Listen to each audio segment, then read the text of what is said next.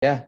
Jadi hanya 23,3% yang merespon, ya responden menganggap PJJ itu mengesankan. Nah, mungkin kalau gurunya sudah pas cara atau metode yang digunakan, kemudian anak-anak kita juga sarana prasarana yang mendukung, ya, paket data punya, gitu, HP punya. Nah, maka ketika Bapak dan Ibu akan memilih strategi dengan daring, ya, mohon dipersiapkan daring ini dengan baik. Artinya apa? Dicek berapa sih anak-anak kita yang sudah punya HP, punya gawe. Kalau belum, apa yang dilakukan? Sekolah harus merencanakan apakah menganggarkan pembelian gawe misalnya, tentu tidak diberi minta ya anak-anak, dipinjamkan ya, lengkap dengan paket data. Nah, ini harus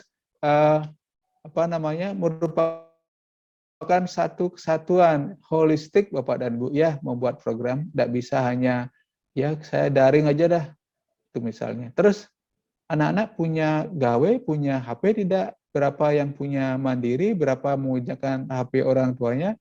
Nah, ini semua kan harus didata Bapak dan Ibu. Sehingga treatment yang kita berikan juga tepat. Ketika anak kita misalnya ada 15% hanya menggunakan HP orang tuanya, ya jelas pembelajaran daring di pagi hari tidak bisa terlaksana karena HP digunakan bekerja oleh orang tua. Tentu kita akan geser ke sore hari sampai dengan jam 8 malam, begitu misalnya ya. Tentu ini harus ada perjanjian dulu ya dengan orang tua, dengan anak-anak, sehingga waktunya efektif. Kemudian apa yang mendasari alasan mereka mengatakan tidak senang itu? Jadi 81,8% responden ini mengaku PJJ hanya diberikan tugas oleh guru. Nah, jangan sampai seperti itu ya. Bahkan jarang ada penjelasan materi dan diskusi, hanya istilahnya tugas, difoto, di-share by WA, kemudian anak-anak mengerjakan dengan penuh kebingungan ya, dengan ketidaktahuannya, kemudian apalagi orang tuanya mungkin pendidikannya tidak memadai, ya sudah lengkaplah kebingungan mereka seperti itu. Nah, jadi ini kurang bagus ya, dan kering dengan interaksi. Jadi pembelajaran seperti ini hendaknya dihindari. Kemudian 73,2% responden merasa mendapat tugas berat dengan waktu pendek. Nah, ini waktunya juga harus disesuaikan, Bapak dan Ibu, karena memberikan tugas mandiri tidak terstruktur itu ada rentang bobot waktunya. Kalau SMA, kalau tidak salah 50% dari bobot tatap muka, SMP 40% dan SD 30% kalau tidak salah ya, nanti dicek lagi bobot alokasi pemberian tugas kepada peserta didik.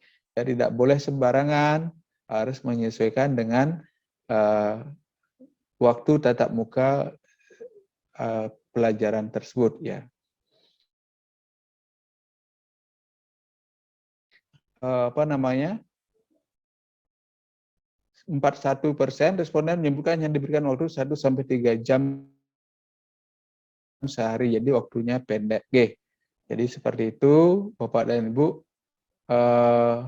harus disesuaikan dengan waktu ya. Kemudian 34,2% responden menyebutkan diberikan jam sehari. Nah, ini harus kita perhatikan juga kondisi psikologis anak-anak, kan anak-anak tidak hanya harus belajar di rumah, mereka juga perlu bersosialisasi dengan keluarga, dengan teman, seperti itu. Nah, ini harus kita pikirkan Bapak dan Ibu.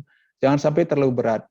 Apalagi esensi dari belajar dari rumah ini kan bukan ketuntasan ya, tetapi bagaimana anak-anak kita itu merasa dirinya bahwa mereka masih belajar begitu, bukan dalam suasana liburan. Jadi menjaga kontinuitas kegiatan pembelajaran itu sebenarnya esensinya. Nah, kemudian bentuk-bentuk penugasan yang paling tidak mereka sukai oleh responden, kurang lebih 1.700 responden ini yang disurvei ya. Yang pertama adalah membuat video materi pembelajaran, kemudian menjawab banyak soal, merangkum materi, menuliskan soal dalam bentuk buku cetak. Nah, ini yang kurang disukai oleh anak-anak. Nah, ketika ini menjadi permasalahan, ya mudah-mudahan Bapak dan Ibu nanti bisa survei ya. Mudah-mudahan ada sudah melakukan survei, ini loh kendalanya seperti itu. Kolaborasi dengan guru BK, sehingga solusi yang kita berikan nanti akan tepat, menjawab soal, merangkum materi, namun menuliskan soal ini mereka tidak sukai Bapak dan Ibu. Nah, selanjutnya Bapak dan Ibu, dari segi prasarana ya yang digunakan oleh peserta didik untuk melakukan pembelajaran jarak jauh ini 95,4% ini menggunakan ponsel pintar ya. Jadi HP paling banyak digunakan. Sedangkan hanya 23,9% memanfaatkan komputer jinjing ya atau laptop ya. Dan 24% menggunakan PC ya, personal komputer ya. Jadi seperti itu. Nah, ini juga seperti yang saya sampaikan tadi, ketika kita sudah punya data, ketika ada yang belum mempunyai HP, apa yang harus dilakukan? Nah, sekolah harus jeli menyusun program, jangan programnya copy paste ya, dari tahun ke tahun itu saja, tidak berdasarkan analisis kebutuhan, tidak berdasarkan analisis permasalahan. Nah, ini mohon dilakukan evaluasi sehingga ketika Bapak Ibu membuat sebuah program, data dukungnya jelas gitu. Jangan sampai nanti anggaran yang sudah diberikan oleh pemerintah setelah kita evaluasi di akhir tahun serapannya kecil. Nah, kemarin Pak Dirjen kan juga nanya, kalau sudah beri anggaran tetapi tidak terserap berarti sekolah tidak perlu anggaran ya, kan begitu. Nah, ini jangan sampai seperti itu. Mohon dioptimalkan apa sebenarnya yang diperlukan untuk mendukung pembelajaran, lakukanlah itu, rancanglah. Oleh karena itu, Pak Kepala Sekolah tidak bisa membuat program sendiri, Bapak dan Ibu, Dewan Guru juga berikan saran dan masukan, apa sih yang Bapak Ibu perlukan untuk mendukung pembelajaran. Karena ketika kita melakukan evaluasi dan hasil pembelajarannya itu kurang optimal, tidak semata-mata kesalahannya pada faktor siswa. Kita bisa analisis ke 5M ya, bisa karena mennya, bisa karena mane, bisa karena material, bisa karena metodenya, bisa karena manajemen ya. Jadi kalau karena mennya yang kurang kompetensinya kurang bagus, tentu harus diprogramkan BIMTEK, peningkatan kompetensi guru di satuan pendidikan sesuai dengan strategi pembelajaran kekinian. Kalau manenya kurang, tambah budgeting. Pos anggaran mana yang lemah, ya pos kegiatan mana yang lemah, fokuskan ke sana, dorong penganggaran di sekolah. Ya, itu kalau man and money. Kalau materialnya, alat-alat apa yang kurang, upayakanlah pemenuhannya, dibeli dari dana BOS, gitu ya. Kalau metodenya mungkin yang kurang pas karena kita menyadari anak-anak kita memiliki gaya belajar yang beraneka ragam ya, kecepatannya juga beraneka ragam. Mohon untuk menyesuaikan metodenya ya. Metode apa yang kita gunakan berarti metode itu kurang tepat untuk menyelesaikan permasalahan. Dan terakhir adalah manajemen. Nah, jadi manajemen sekolah harus berbenah juga sehingga benar-benar mendukung situasi pembelajaran yang kondusif dalam rangka peningkatan mutu pembelajaran. Seperti itu Bapak dan Ibu. Nah, kemudian terkait dengan kurikulum itu yang mana sudah saya sampaikan tadi, setiap tahun kita review, jadi dia bukan buku suci, tetapi terus kita review, kita sesuaikan dengan kondisi kekinian, ya apa yang menjadi tujuan-tujuan pembelajaran, kita sesuaikan sehingga anak-anak mendapatkan pelajaran sesuai dengan tuntutan kekinian dan tuntutan masa depan. Karena kurikulum itu harus bersifat futuristik, Bapak dan Ibu. Apa sih yang akan diperlukan? Apa sih yang akan terjadi 5 sampai 10 tahun ke depan?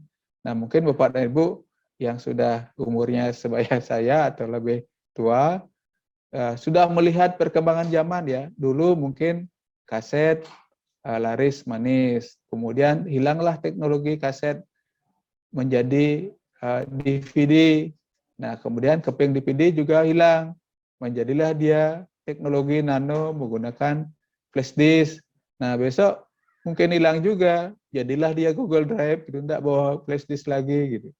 Jadi ini semua akan berkembang terus dan itulah yang kekal. Jadi perkembangan dan perubahan itu yang kekal. Maka kita sebagai guru sebagai tenaga kependidikan harus menyiapkan diri untuk menghadapi perkembangan dan perubahan zaman. Kalau kita tidak mau mengikuti perkembangan perubahan zaman, kita akan ditinggalkan atau bahkan mungkin tergilas oleh perkembangan zaman itu sendiri. Sama seperti sekarang kan kita semua pakai Google Meet atau Zoom meeting ya. Jadi karena belum bisa bertatap muka ya sudah seperti ini, seperti. Tapi tujuan dari pembelajaran kita itu tercapai Bapak dan Ibu. Nggih, seperti itu. Nah, kemudian kurikulum dalam kondisi khusus itu seperti apa Bapak dan Ibu?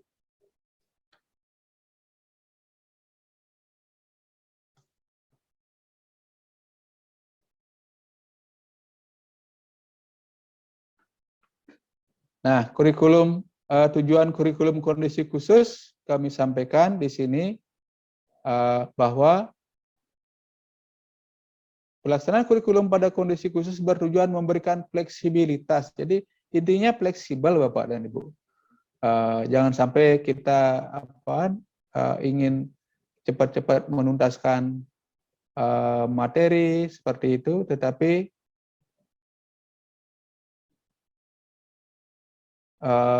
apa yang ingin kita capai dalam kompetensi itu belum bisa terwujud ya. Jadi fleksibel ya bagi satuan pendidikan menentukan kurikulum yang sesuai dengan kebutuhan pembelajaran peserta didik. Ya, sekarang karena perkembangan teknologi 4.0 ya, harus paham teknologi. Saya yakin teman-teman guru di CB4 ini udah luar biasa ya. Jadi semua sudah bisa menggunakan teknologi, baik itu teknologi pembelajaran ya, baik itu Google Meet, Zoom, apalagi Google Classroom, Xenius, dan banyak sekali ya jenis-jenis aplikasi pembelajaran yang bisa dimanfaatkan. Oke.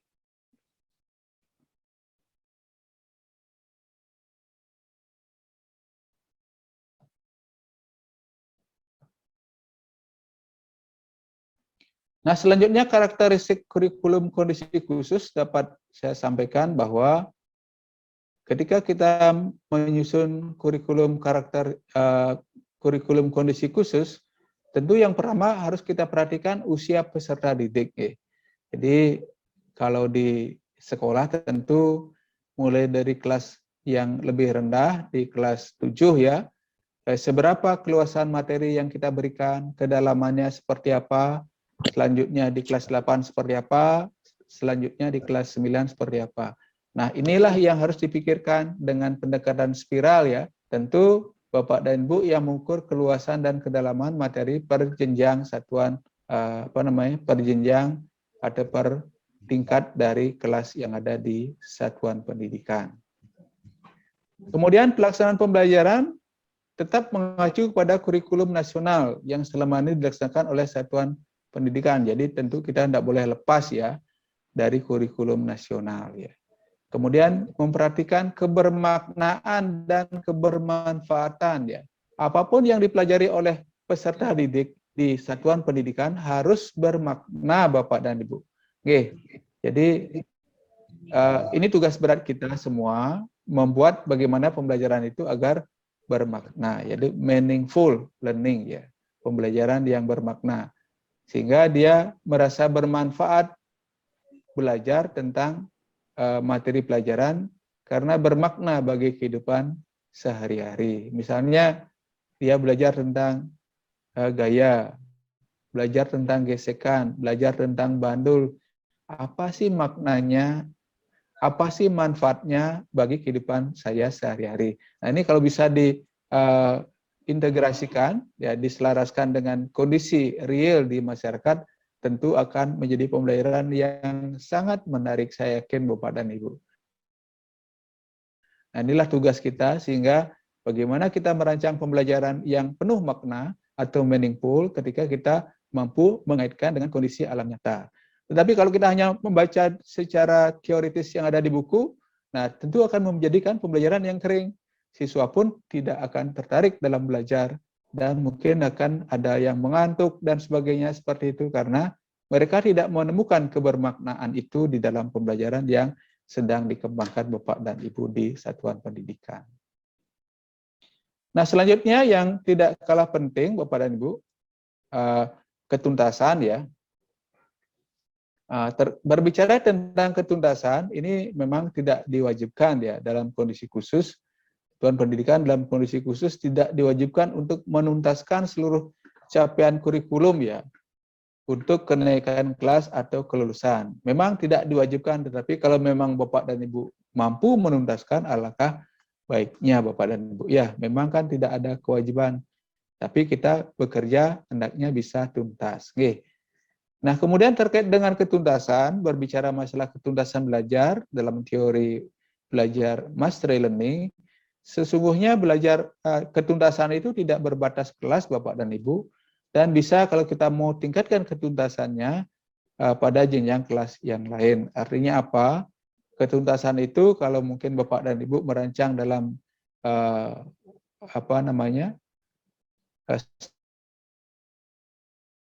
standar kedua, jadi minimal 75, 80 dan sebagainya. Tapi ketuntasan yang kita kejar adalah ketuntasan yang maksimal, yang 100%.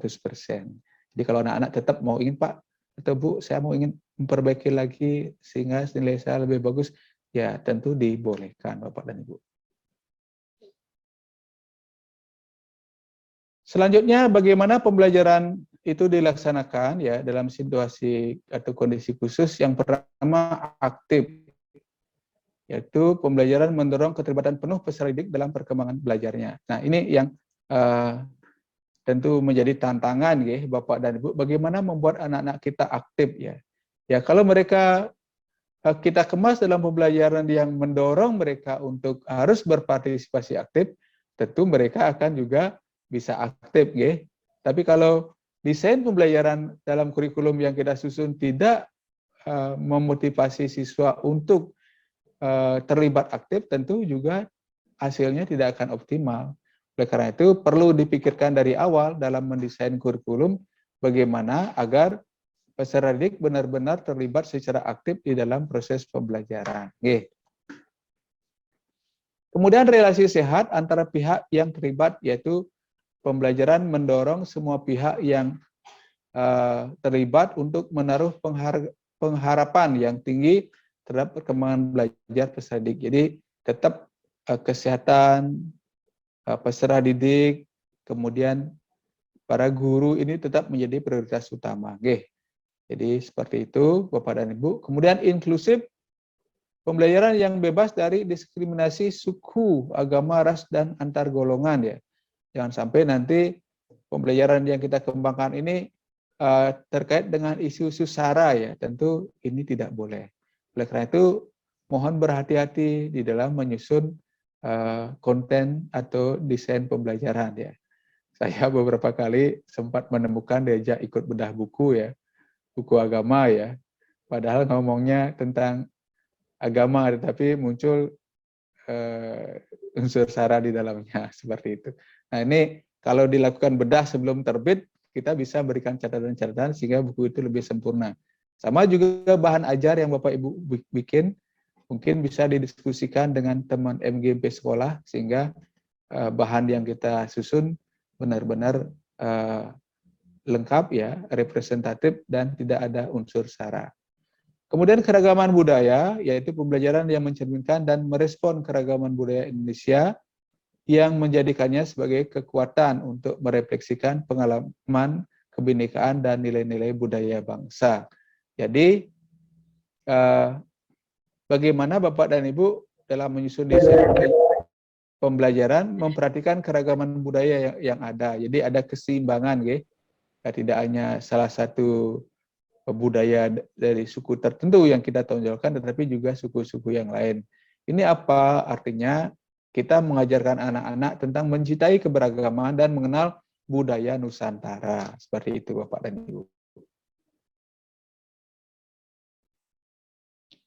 Nah, kemudian selanjutnya berorientasi sosial, mendorong peserta didik untuk memaknai dirinya sebagai bagian dari lingkungan. Oleh karena itu, tugas yang diberikan sebaiknya tidak bersifat individual, tetapi dalam bentuk tugas kelompok. Dengan demikian, akan mendorong peserta didik untuk mampu bersosialisasi dengan lingkungan. Kemudian berorientasi pada masa depan, ya seperti yang saya sampaikan tadi, 5-10 tahun yang akan datang seperti apa sih kebutuhan anak-anak kita terkait dengan keseimbangan ekologis, terkait dengan teknologi, seperti itu. Nah, semua akan bergeser tentunya Bapak dan Ibu, dan inilah yang harus kita persiapkan. Tak bisa kita lagi sekarang belanja aja jarang pakai uang cash ya, lebih banyak pakai transfer, pakai e-money, pakai kirim.